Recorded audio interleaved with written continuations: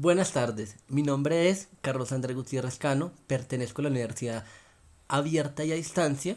Sí, voy a continuación daré a conocer los tres temas fundamentales durante el curso. Primero, reconocer las condiciones de salud. Segundo, enfermedades generadas a nivel laboral. Tercero, identificar el perfil epidemiológico y diseñar el plan de acción. Daremos a conocer la empresa creada por los compañeros de trabajo de estudio. Entonces sería reconocer las condiciones de salud. A continuación se da a conocer los accidentes de riesgo a los que se encuentran los empleados de la organización SIS Ingenieros Contratistas, que es la empresa que creamos nosotros, recopilando información con cada una de las series de preguntas, las cuales están basadas en los signos y síntomas que han presentado para poder identificar algunas patologías que están o pueden afectar al futuro a la vida laboral de los trabajadores. Misión. Constructora S&S Construcciones Ingenieros es una empresa dedicada a la promoción y gerencia de proyectos, diseño de construcción, comercialización de vivienda familiar, locales y comerciales y urbanización de terrenos. ¿Sí? Esta se trabaja con el compromiso de satisfacer las necesidades de calidad y cumplimiento de sus clientes dentro de unas relaciones de mutuo respeto, dentro del marco de sus obligaciones contractuales para beneficio de su entorno social, cultural y económico. Visión. Se busca un liderazgo local, nacional, apoyado en la más alta tecnología y en la solvencia profesional de su grupo humano, como base primordial para su proyección a mercados más amplios y sostener así un crecimiento nacional acorde con las condiciones de la demanda. Para fines de esta década, S&S Ingenieros Construcciones quiere ser la empresa constructora líder de Colombia en la calidad de tecnología y eficiencia de la construcción y desarrollo de los productos inmobiliarios o bienes a raíces, trabajando con equipo con la mejor gente para buscar óptimos resultados y reconocimiento como tal nivel nacional e internacional.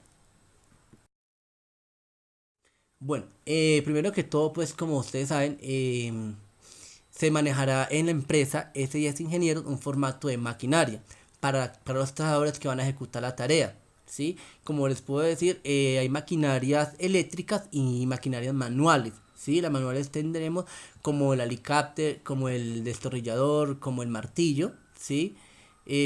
Como el serrucho, la cegueta. Como las eléctricas tenemos la sierra eléctrica, tenemos el taladro y la pulidora, ¿sí? Que son como las fundamentales en el sector de construcción. ¿Sí? Entonces, este formato se define de la siguiente manera. Entonces sería, por ejemplo, ahí le tiene que pedir el nombre, el nombre completo de la persona, el estado civil, la fecha de nacimiento, el correo electrónico, pues como los datos personales, sociodemográficos de la persona, ¿sí? Que es como que lo identifica en el momento de que haya un accidente. Entonces ahí se le harían las siguientes preguntas. ¿Utilizaría la maquinaria algún instrumento? ¿Conoce sus funciones? Si la persona conoce sus funciones o no las conoce. ¿Ha tenido lesiones con alguna máquina? Porque muchas veces el trabajador no conoce la máquina. Entonces por eso se le hace un formato de inspección de la máquina. Entonces este formato es fundamental en el momento de realizar o ejecutar la tarea. Otro formato de accidente de máquina de corte. Este formato es por ejemplo, cuando la persona se haya accidentado, ¿sí? Entonces la persona encargada, que sería el inspector de SST, es el encargado de hacer la inspección, ¿sí? Más que todo porque es el encargado de darle ejecución a la tarea a realizar. Entonces lo que hace la persona encargada es de ejecutarle este formato al trabajador, diciéndole por qué sucedió el accidente, si fue que fue distracción o no sabía, no tenía conocimiento o no tenía digámosle, como una socialización del trabajo de la pulidora, cómo se utilizaba o de algún elemento de estos que acabo de mencionar. Entonces, este formato es esencial en el momento de que la persona haya sufrido el accidente y luego después que haya vuelto a laborar o a ejecutar su acción, su trabajo, como el dicho. Entonces, la persona se le hace este respectivo formato para que se le diferencie entre el inspector y el trabajador. Y bueno, entonces el examen médico ocupacional es fundamental que la persona, que el encargado de la persona se lo mande a ejecutar, a hacer en un centro clínico de centro ocupacional, ¿sí? Allá diagnostican si la persona está apto o no apto para trabajar.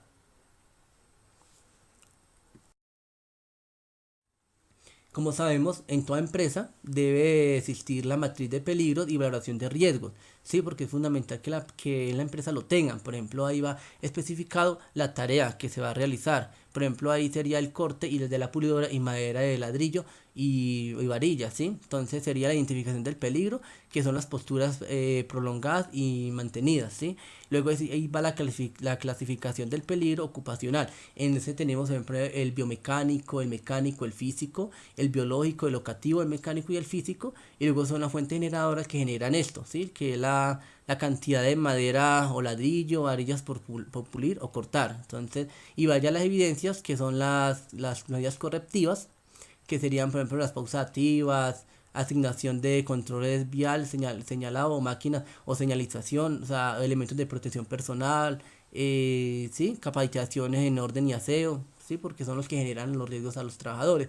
Y en cuanto al marco normativo, que es la ley que lo rige en el momento, ¿sí? Entonces, en esto encontramos también porque las enfermedades generadas a nivel laboral, ¿sí? Entonces encontramos la enfermedad que es el síndrome del túnel carpiano, es la primera causa morbilidad profesional de las administradoras de riesgos laborales, deben orientar a todas las microempresas o empresas sobre los riesgos, pero los empleados y empleadores deben trabajar en autocuidado. O sea, todas las personas, todos los empleados y empleadores deben de tener autocuidado y prevenir estos accidentes laborales en los trabajadores. Enfermedades generadas a nivel laboral.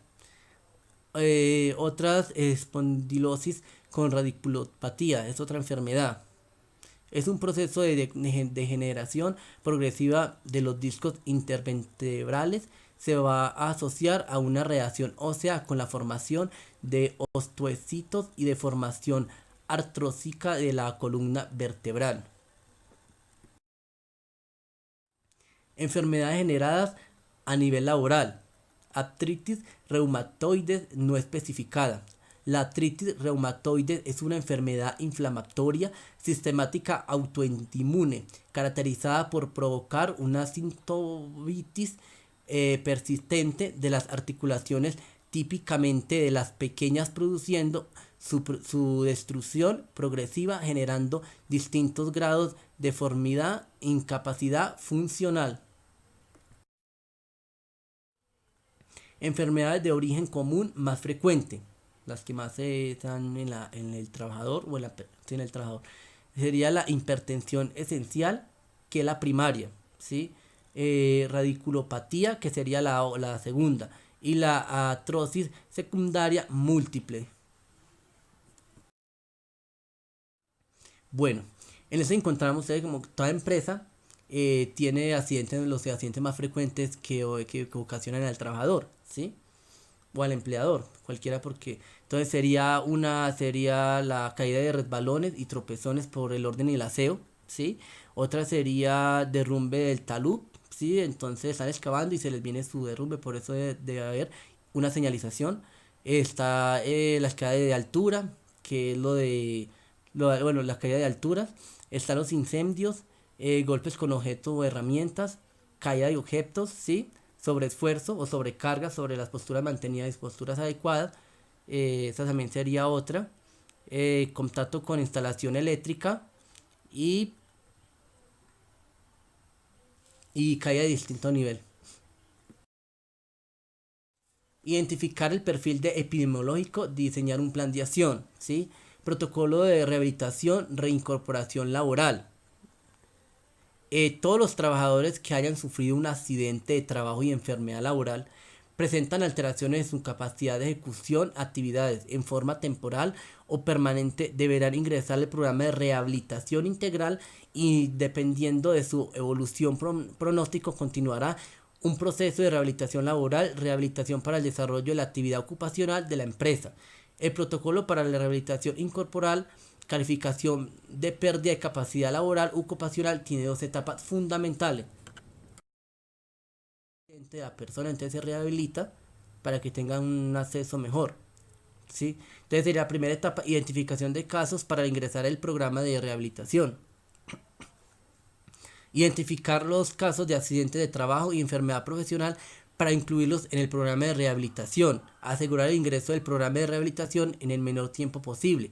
Reportar a la ARL los casos de accidentes laborales y enfermedades profesionales para su respectivo proceso, ¿sí? Ustedes muy bien saben que la persona que se accidenta debe de informar al jefe inmediato, a la persona encargada o el inspector SST, para que lo reporten a la ARL, para que la ARL haga el respectivo proceso de atender a la persona lesionada, ¿sí? Entonces la enfermedad profesional que se presenta en la empresa de ingenieros contratistas SAT es enfermedades profesionales en espondilosis con radiculopatía. Las espondilosis o osteoartritis espinal es un trastorno degenerativo que puede provocar la pérdida de estructura y funcional espinal normal. Etapa segunda, retroalimentación del sistema. Entonces sería verificar y comprobar el desempeño y la agilidad del trabajador. Hacer seguimiento de la empresa en cuanto a la productividad. Tercero, evaluar y orientar a los trabajadores en el programa de prevención importancia de la rehabilitación laboral. Dar a conocer el análisis resultados de la rehabilitación laboral. A finalizar la rehabilitación se han obtenido resultados favorables de la ARP y un equipo de rehabilitación expiden un certificado de rehabilitación profesional del trabajador. Etapa 2, retroalimentación del sistema, ¿sí? Entonces el sistema sería, va el diagnóstico del médico, que es el diagnóstico clínico del ingreso, ¿sí? Otras disposiciones del radiculopatía, o sea, es en el momento en que se encuentra el paciente, cómo se encuentra, entonces ahí da el diagnóstico el paciente, el médico. Entonces sería el otro diagnóstico final, el que le da el paciente, que el paciente se encuentra en buen estado o en mal estado. Y el último diagnóstico, que sería el final, que el paciente se reincorpora después de la rehabilitación. Entonces, qué consecuencias tiene, o sea, hemos dicho, ahí nos explican de qué manera, o sea, el paciente en qué actividades se puede desarrollar o puede ejecutar, ¿sí? Si puede ingresar a la empresa o no puede ingresar. Entonces, ese diagnóstico lo da el médico ocupacional. Muchísimas gracias por su atención.